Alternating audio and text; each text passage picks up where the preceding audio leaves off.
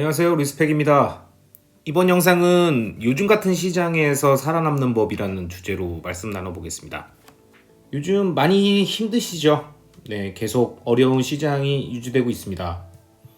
제가 이 글을 썼던 4월 달에도 그렇고 지금도 그렇고 계속 힘든 상황들이 되고 있어요. 이거는 이제 미국의 금리 인상, 그 다음에 경기 침체에 의한 스태그플레이션에 대한 우려, 이런 것들이 있는데, 결국에는 주식시장과 크립토, 즉 금융시장에서 그동안 풀렸던 돈이 흡수되면서 유동성이 줄어들고 있는 것이 가장 큰 몫이고, 그 다음에 특히 주식시장 같은 경우에는 워낙 거대한 인플레이션들이 발생하고 있기 때문에 그것에 의해서 경기 침체 우려, 즉 그 인플레이션으로 인해서 원자재 값이 오른 것을 반영하지 못하는, 가격으로 높여서 소비자에게 전가하지 못하는 기업들은 마진 자체가 줄어들게 되기 때문에 주식시장 전체에는 엄청난 악재입니다.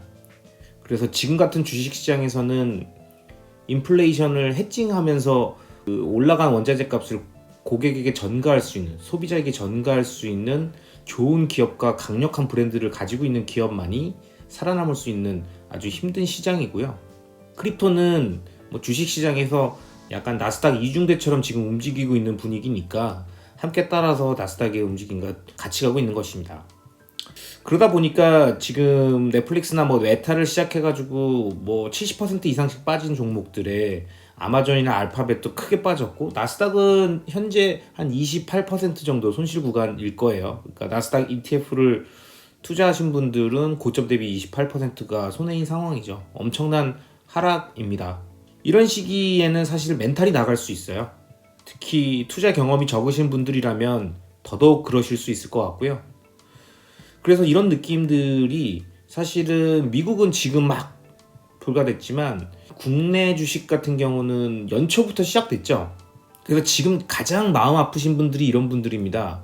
국내 주식장이 폭락했던 연초에 미국은 잘 버티고 있었기 때문에 진짜 국장 다 없다. 내가 괜히 주식 투자 국내 주식만 해가지고 야, 다 팔고 미국으로 넘어가자. 야, 미국이 답인가 보다 해서 국내 주식 싹 팔고 미국으로 넘어와서 뭐 사지 하다가 빵 사야겠다, 빵. 그래가지고 넷플릭스, 메타 이런 거 샀는데 걔네가 70% 빠지는 거죠. 미쳐버리는 겁니다. 그러니까 그분들 입장에서는 어떻겠어요? 내가 들고 있는 것만 빠지는 것 같아가지고 팔고 다른 곳으로 옮겨서 이곳저곳 옮겨 다니니까 옮길 때마다 계속 손실이 나고 있어요. 이런 식으로 두세 번 옮기잖아요? 그러면은 진짜 깡통 계좌가 될 수 있습니다.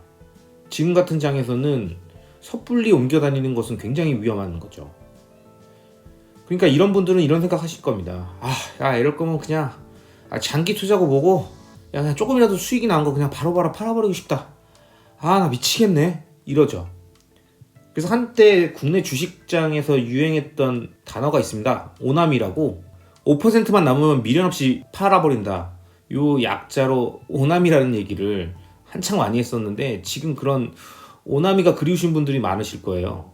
마치 이렇게 폐허가 된 곳에서 저기 불빛이 보이는 저곳으로 그냥 다 팔아제끼고 나가고 싶은 그런 심정이시지 않을까.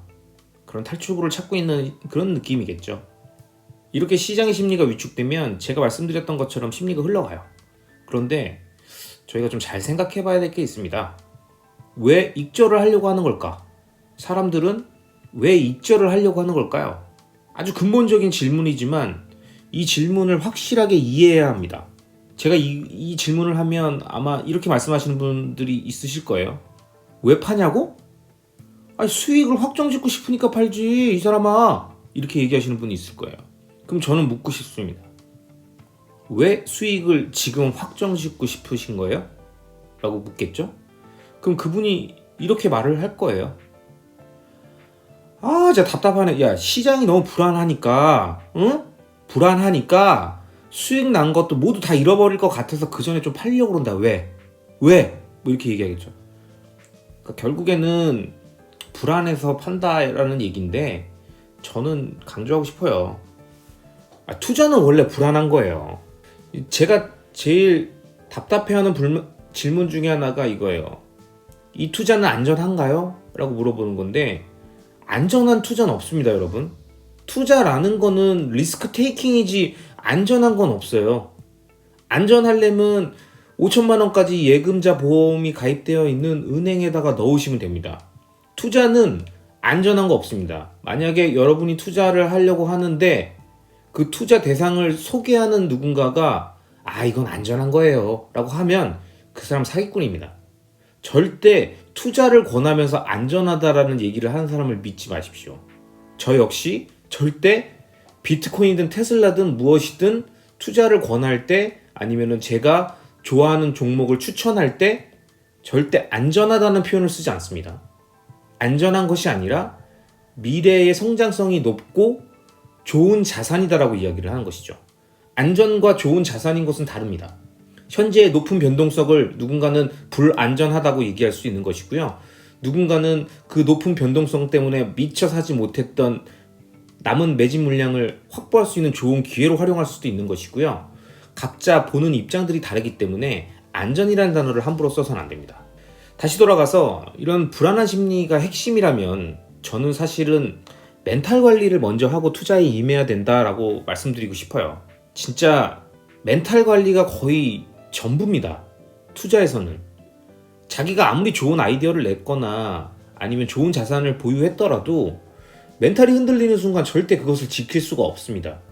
내가 테슬라 진짜 2020년 전에 샀었어야 되는데 내가 비트코인 내가 그때 2017년에 샀었어야 되는데 이런 얘기가 아무것도 중요하지 않다라고 제가 늘 말씀드리는 게 물론 그때보다 가격이 많이 올랐겠죠. 근데 중요한 거는 시계를 길게 보면 지금 사더라도 지금 산 물량을 끝까지 보유한다라는 보장도 없습니다. 2017년에 샀던 20년에 샀던 그 전에 샀던 그걸 지금까지 들고 있고 앞으로도 계속 들고 수익을 극대화해서 모두 다 누릴 수 있는 사람은 몇 안 돼요. 그러니까 아쉬워할 부분들은 내가 그 자산을 너무 늦게 발견했다가 아니라 내 멘탈이 준비되지 않은 상태에서 투자에 임한 현재 상태를 탓해야 됩니다. 즉 불안한 시장에서 현재 내가 잘하고 있다라는 그 스스로의 확신을 익절을 통해서 수익 확정으로 느끼고 싶은 게 지금 불안한 심리에서 매도하고 싶은 사람들의 어떤 본 마음이지 않을까 싶습니다. 그러니까 나는 잘하고 있고 투자에 문제가 없다. 이 부분에 대한 것들을 이 확신을 확실하게 지금 수익권인 애들부터 팔고서 확정 짓고 싶은 거예요. 그러니까 마치 피터 린치가 절대 하지 말라고 얘기했던 꽃을 꺾고 잡초에다가 물을 주는 행위와 같은 예입니다. 꽃이 아직도 살아있네? 이거라도 뽑아가지고 선물해야겠다. 그러고서 살아있는 꽃을 뽑아버리고 그 주변에 다 잡초가 된 애들한테 얘네들은 어떻게 하면 또 꽃이 될 수도 있겠지 하면서 물을 주는 이런 황당한 행동들이 이러한 하락장, 폭락장에서는 나타날 수 있습니다. 그리고 비일비재하죠. 그리고 그렇게 꽃을 꺾어버리고 담배를 한 대 피면서 얘 좀 살 것 같다. 죽겠다. 이렇게 생각하면은 지금 아직 투자할 단계가 아닙니다. 멘탈 관리, 그 다음에 해당 자산에 대한 공부를 먼저 해야 되는 게 사실 시급한 단계예요. 하지만 문제가 뭔지 아십니까? 지금 당장 저렇게 익절하고 담배 한 대 피면서 이제 좀 살겠다 이렇게 얘기를 하면 그 순간 되게 뭔가 안도감이 들진 모르겠지만 이렇게 수익 확정된 다음에 익절 물량 이제 딱 걷어들였는데 조금 지나면 시장이 바닥 찍고 돌아서거든요. 그럼 이때는 다시 타이밍 매매해서 들어가야 돼요. 왜냐면 어쨌든 본인이 안 좋은 자산을 골랐던 거여서 이번 기회에 매도해서 이제 정리를 한 거다. 뭐 그런 거면 모르겠는데 만약에 비트코인이나 테슬라처럼 좋은 자산을 골랐던 거라면 그걸 타이밍 매매하려고 일단 익절분 챙기려고 들어가가지고 팔고 나왔다. 그러면 이때부터 엄청난 심리 싸움이 일어납니다. 자기가 팔았던 가격보다 올라갈까 내려갈까? 올라갈 것 같으면 미칠 것 같고 내려갈 것 같으면 다행이다. 조금 올라갈 것 같으면 미치겠네. 그러다가 또 내려가면 다행이네. 그럴 줄 알았어. 이거 왔다 갔다 하고 있어요. 이 엄청난 숙제를 남겨주는 겁니다. 그래서 가끔 공포에 매도했을 경우에는 자산이 급속도로 갑자기 상승해버려요. 그러면 자신이 매도했던 가격보다 훨씬 높게 올라가죠? 그러면 그 허무하게 물량 털리게 되는 경우들이 비일비재하게 나타나고 닭 쫓던 개처럼 하늘 쳐다보는 겁니다. 제가 이렇게 말씀드리면은 이제 그 다음 질문은 이거야. 그러니까 무슨 얘기인지 알겠는데 그럼 어떻게 끝까지 참고 버티면 되는 거야? 이렇게 얘기하시는 분들이 있어요. 그럼 저는 이렇게 얘기하죠. 만약에 지금 투자하고 있는 현재의 투자 방식이 시세 차익형 투자에 올인되어 있는 상태다라고 하면 늘 시장이 불안할 때마다 익절 욕구를 느낄 거거든요. 왜냐면요, 익절해야지 수익이 확정되니까 그때까지는 사이버 머니니까 그냥 내 컴퓨터 화면상에 모바일 화면상에 존재하는 숫자가 왔다 갔다 하는 것만 같은 느낌이 드니까 이게 진짜 이게 뭐 내 돈이 맞아 아니야 하는데 그나마 빨간색으로 돼가지고 수익 날 수 있는 거라도 빨리 팔아 제껴가지고 수익이라도 확정해야 되겠다. 그리고 한번 뽑아서 이게 진짜 내 돈이 맞네 라고 느끼고 싶다라는 생각이 드니까 그런 거라 이렇게 생각이 들 거예요. 그래서 저는 강조합니다. 시세 차익형 투자와 함께 구조적인 시스템을 만들어서 월 현금 흐름을 창출하세요. 그래야지 매일 일정하게 들어오는 돈이 그리고 그 현금 흐름이 시장의 불안한 시기에 좋은 자산들을 팔아버리고 싶은 그 익절 욕구를 잠재워 줍니다. 무슨 얘기냐면 인간은 심리적인 동물이잖아요.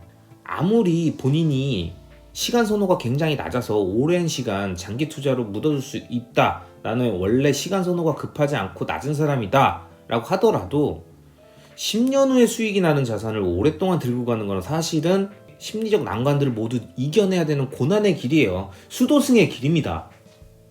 그러니까 모두 쉽게 얘기하지만 그냥 트랙 위에서 몇 번 뛰어보고서 나 뭐 마라톤 할 만한데? 마라톤 뛸 수 있겠는데? 라고 얘기하는 거랑 똑같은 거예요 사실. 근데 마라톤 좀 뛰면은 뭐 한 5km 가다가 나 안 갈래 그냥 먼저 가 뭐 이런 사람도 생기잖아요. 이게 왜 그럴까요? 이게 실제 자기가 머릿속으로 생각한 것과 그것을 직접 경험하면서 그 마라톤 코스 40.19km를 뛰고 있는 건 전혀 다른 문제이기 때문입니다. 머릿속으로는 누구나 다 장기 투자 한다니까요. 다 10년? 뭐 눈 감았다 뜨면 5년, 눈 감았다 뜨면 10년 되는 거 아니야? 이렇게 얘기한다니까요. 하지만 지금 이 순간 느끼고 계시잖아요. 이거 만만치 않다라는 거. 그러니까 멘탈 준비되어 있는 사람들도 쉽지 않은데 멘탈도 약한 사람들이 어떻게 10년 끌고 갑니까? 그러니까 다들 중간에 포기해버려요. 그리고 우리는 그런 인간이에요. 우리가 욕구를 절제할 수 있는 수도승이나 스님이 아니지 않습니까? 사제가 아니잖아요. 우리는 그냥 평범한 인간입니다. 이걸 인정하고 우리는 우리 스스로를 안정시킬 수 있는 그 심리적인 방법을 찾아야 돼요. 그래서 즉 대량 익절이 아니라 매달 들어오는 돈을 통해서 우량자산과 그 시스템을 계속 유지해야 되는 동기에 대한 것을 충분히 느끼게 된다면 비로소 진정한 의미의 시간 선호가 낮아지는 것입니다. 이게 무슨 말이냐면 계속 10년만 바라보고서 10년 후만 바라보고서 기다리다 보니까 지치잖아요. 그러니까 이런 상황이 왔을 때 지금 조금이라도 챙길 수 있는 거 있으면 챙겨보자라는 심리로 대량 익절을 해버린단 말입니다. 근데 그게 아니라 내가 투자되어 있는 자산들 중에 일부에서 매달 일정하게 들어오는 돈을 만들어낼 수 있는, 즉 현금 흐름을 창출해낼 수 있는 구조를 갖고 있으면 그 구조를 유지하면서 매달 들어오는 돈을 통해서 자신이 투자의 성과를 보상받고 있다는 심리를 느낄 수 있기 때문에 진짜 진정한 의미의 시간 선호가 낮아진다는 거예요. 우리 이 나약한 인간, 우리 이 사피엔스가 이 세상을 지배할 수 있었던 이유는 다수가 협력할 수 있는 시스템을 구축했기 때문입니다. 이런 맘모스 하나 잡으려고 하더라도 우리는 다수가 달라붙어서 전략적으로 시스템을 만들고 구조를 짜서 잡기 시작했죠. 그냥 달려들어서 냅다 찌르는 게 아닙니다. 에어싸고 한 곳으로 올 때 다른 방향에서 사방에서 공격해서 자신의 리스크를 낮추면서 적을 빠르게 제압할 수 있는 방법을 취한 거죠. 이것처럼 투자에서도 제일 중요한 것이 시스템입니다. 어떠한 시스템을 구축해야만 내가 이러한 하락장에도 멘탈이 견딜 수 있는지, 그리고 그때그때 익절하고 싶은 욕구가 생기는 것을 참고 시스템을 유지하면서 계속 장기 투자를 끌고 갈 수 있는 동기를 부여받을 수 있는지, 이 모든 것들이 투자에 관련된 시스템을 어떻게 구축하느냐에 대한 문제입니다. 그렇기 때문에 다양한 자산들을 나만의 시스템으로 구축해서 시황에도 흔들리지 않는 투자를 이어가야 됩니다. 이 시스템을 구축하는 방법이 가장 중요하고요. 어떻게 하면 이러한 시스템을 구축할 수 있는지에 대한 이야기는 다음 영상에서 설명드리도록 하겠습니다. 다음 영상은 제가 블로그를 만들고 투자자들에게 소개했었을 때 가장 반응이 좋았었던 이 리치 플로우에 대한 내용입니다. 리치 플로우는 리스펙 인베스팅 클로즈 룹 캐시 플로우의 약자입니다. 그래서 제가 만들어낸 개념이고요.